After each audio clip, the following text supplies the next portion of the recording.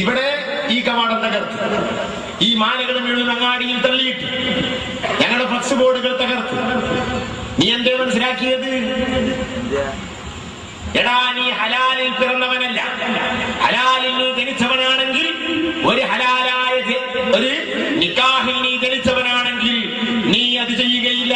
നിനക്ക് തന്തയില്ല എന്നതാണ് സത്യം.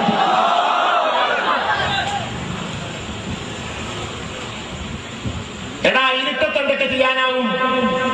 ഇരുട്ടത്ത് എന്തൊക്കെ ചെയ്യാനാവും? ഈ മൈക്കിലൂടെ പറയുമ്പോഴും ഇത് ലോകത്തൊക്കെ കേൾക്കുന്നതെന്ന് പേടിച്ചിട്ട് ഞാനിപ്പോ പറയുന്നില്ല. ഇവിടത്തെ APCനെ തകർക്കാൻ നിന്റെ ഞാൻ പറയും. ഇപ്പൊ അത് മനസ്സിലാക്കിയത്. ഇതിപ്പോ ഒരു ചെറിയ മാലകെട്ട് തള്ളിട്ട് അത് കഴിഞ്ഞ് ഈ രാമനാട്ടുകരയിൽ ഒരു സുന്നി പള്ളിയുടെ നേരെ ഒരു സുന്നി പണ്ഡിതൻ എതിരിൽ പ്രസംഗിച്ചു. നോക്കിക്കോളൂ, ഓരോരുത്തരും വളം വെച്ചു കൊടുക്കുക. എന്നിട്ട് പറഞ്ഞു ആ പള്ളി അതും മസ്ജിദ് സമാണെന്ന് പറഞ്ഞു. ഒരു സുന്നി പണ്ഡിതന്റെ മറ്റൊരു സുന്നി പണ്ഡിതന്റെ പള്ളി. വിദേഹത്തേറെ പള്ളിയാണെങ്കിൽ ഇമാം ഷീഖ് അങ്ങനെ പറഞ്ഞിട്ടുണ്ട്, അത് മസ്ജിദ് ഖിറാറിന്റെ വിധിയാണ്. പക്ഷെ സുന്നി പള്ളിയെ പറ്റി അങ്ങനെ പറഞ്ഞു. എന്നിട്ട് അവിടെ നിസ്കരിക്കാൻ പോയത് എന്തുണ്ടായി? അത് കേട്ട് എന്റെ അടിയിൽപ്പെട്ട ഒരു വക്കീൽ വന്ന് എന്തോ ചെയ്യും. സുബ്ഹാനല്ലാഹ്, അതിന്റെ ഹൗല് പള്ളിയുടെ മുകൾ ഭാഗത്താണ്.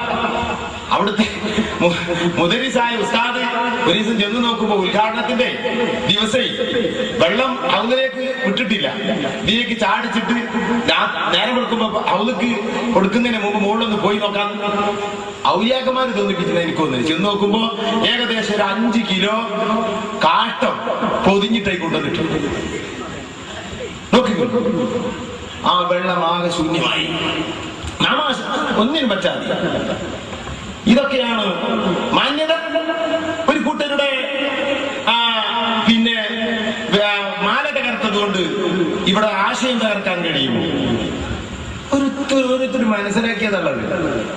അള്ളാഹു ആ തകർത്ത കയ്യിന് തിക്തമായ പ്രതിഫലം നൽകുമാറാകട്ടെ, തിക്തമായ ശിക്ഷ നൽകുമാറാകട്ടെ.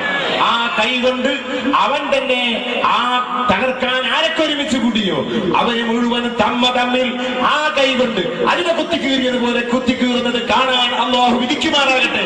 അവന്റെ ആ കൈയിൽ അള്ളാഹു മരിക്കുന്നത് വരെ ബറക്കത്ത് കൊടുക്കാതിരിക്കട്ടെ. അവൻ ആ കൈ കൊണ്ട് എല്ലാ മുസീബത്തിലും അവൻ പെടുമാറാകട്ടെ. അവന്റെ ജീവിതം മുഴുവനും അള്ളാഹു തുറക്കട്ടെ. മുത്തുനബിയുടെ പേര് ഞങ്ങളുടെ ബോർഡിലോ ഞങ്ങളുടെ ഗൈറ്റിലോ എഴുതിയിട്ടുണ്ടെങ്കിൽ ആത്മീയത കൊണ്ട് എഴുതിയതാണെന്ന് മനസ്സിലാക്കി വെച്ചോ. അതിന് പവറുണ്ട്, അതിന് റസൂലുള്ളാഹി തങ്ങളുടെ പിന്തുണയുണ്ട്. അത് മുഴുവൻ നിന്റെ നെഞ്ചിലാണ് അറിയുക എന്ന് നീ മനസ്സിലാക്കിക്കോ. നീ മനസ്സിലാക്കി വെച്ചത് ചെറിയ കേസാണെന്നാ അന്റെ കപകമല്ലത്. ഞങ്ങളൊരു ഫ്ലക്സ് വെക്കുകയാണെങ്കിൽ ബിസ്മി എഴുതിയിട്ട് ബിസ്മി എഴുതിയിട്ട് വെക്കുക. ഇതിനെ തകർക്കുമ്പോഴേ അത് തട്ടുന്നത് വേറെ സ്ഥലത്താണ് ഈ കാരണം. ഇത്രയും എനിക്ക് പറയാനുള്ളൂ. നീ ഇവിടെ ജീവിക്കുമല്ലടാ, കാണുന്നത്. ഇത്രയും നമ്മൾ പറയുന്നത്. വഹാബിയായാലും വേണ്ടിയില്ല, സുന്നിയാലും വേണ്ടിയില്ല, ഏത് സീസായാലും വേണ്ടിയില്ല. ഞങ്ങൾക്ക് ആരെയും അറിയില്ല, ഞങ്ങൾക്ക് ഞങ്ങളെ അറിയുള്ളൂ. ബഹുമാനിക്കുന്ന മഹാനായ ഉസ്താദിന്റെ മഹത്വമാണ് പറഞ്ഞത്. അത് ഈ കേൾക്കാൻ വേണ്ടി പറഞ്ഞതല്ല. നിന്റെ സമ്മതം കിട്ടിയിട്ട് വേണം ഉസ്താദിന്റെ മഹത്വം പറയാം. എനിക്ക് കുറച്ച് വേദന ഉണ്ടാവും കേൾക്കുമ്പോ. എനിക്കറിയാം. അതാണ് എനിക്ക് ഏറ്റവും വലിയ തുണ്ടി പിടിച്ചത്. അന്ന് അരിമണൊന്നും ഒരു മൂലത് ഹയാത്തുള്ള കാലത്ത് നിന്നെപ്പോലുള്ള തേണ്ടികത എഴുതിൽ സംസാരിക്കാനുള്ള നാവുകളാണ് ഞങ്ങൾക്ക് അള്ളാഹു തന്ന നാവെന്ന് മനസ്സിലാക്കിക്കോ. എന്തിട്ട് മനസ്സിലാക്കി?